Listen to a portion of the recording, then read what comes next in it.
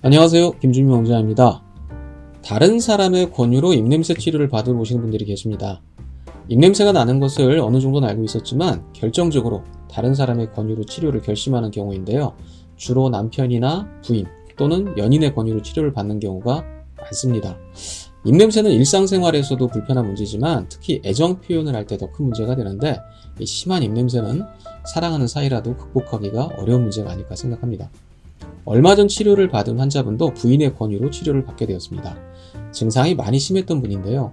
위장 증상, 설태, 잇몸 출혈처럼 입냄새를 유발하는 다양한 원인들을 지니고 계셨습니다. 구취 측정기와 관능 검사 결과가 둘 다 매우 나빴습니다. 오랄 코르마 검사 결과를 보면 황화수소는 672로 정상의 6배, 메틸메르캅탄은 452로 정상의 17배, 디메틸설파이드는 71로 정상의 약 9배였습니다.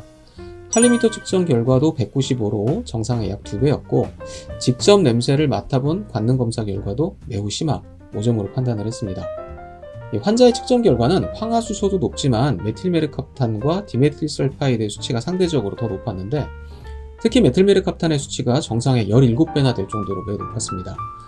황화수소나 할리미터의 측정 결과는 보통 구강이 불결할 때 높게 나오기 때문에 황화수소나 할리미터 결과가 두드러지게 높게 나타나면 입냄새의 발생 부위를 구강이구나 이렇게 예상할 때가 있고, 디메틸설파이드의 수치가 많이 높을 때는 소화기에 문제가 있는 것으로 판단하는 경우가 많습니다.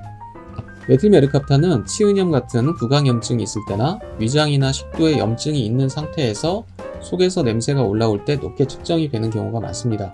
그래서 메틸메르캅탄의 측정 결과가 특징적으로 높을 때는 잇몸의 문제나 위장의 문제를 입냄새의 원인으로 판단할 때가 많습니다. 환자의 구취 측정기 결과를 놓고 보면 환자의 입냄새는 구강에서도 발생하고 있지만 속에서 올라오는 냄새가 더 심한 상태라고 예상을 할 수가 있습니다. 환자의 냄새를 직접 맡아봤을 때는 시궁창 냄새 같은 악취, 음식물 썩는 냄새, 시큼한 위산 냄새를 느낄 수 있었는데, 시궁창 냄새는 위염이 심할 때나 잇몸 출혈이 있을 때 자주 발생하는 냄새고, 음식물 썩는 냄새나 시큼한 위산 냄새는 식도 역류 증상이 있을 때 느낄 수 있는 냄새입니다.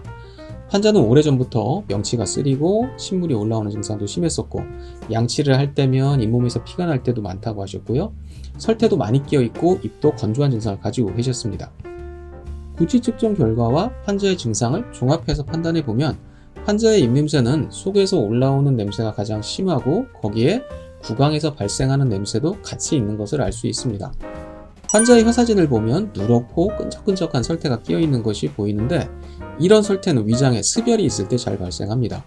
비위에 습열이 많을 때는 이진탕에 황련, 황금, 치자 등의 약재를 가미해서 치료하거나 고화환, 지질도체탕 등의 처방을 활용할 수 있습니다. 이 환자분도 이런 처방들을 사용해서 치료를 해드렸습니다. 영상 시청해주셔서 감사드리고, 궁금하신 점은 카톡이나 댓글로 문의 주시면 상담해 드리겠습니다. 감사합니다.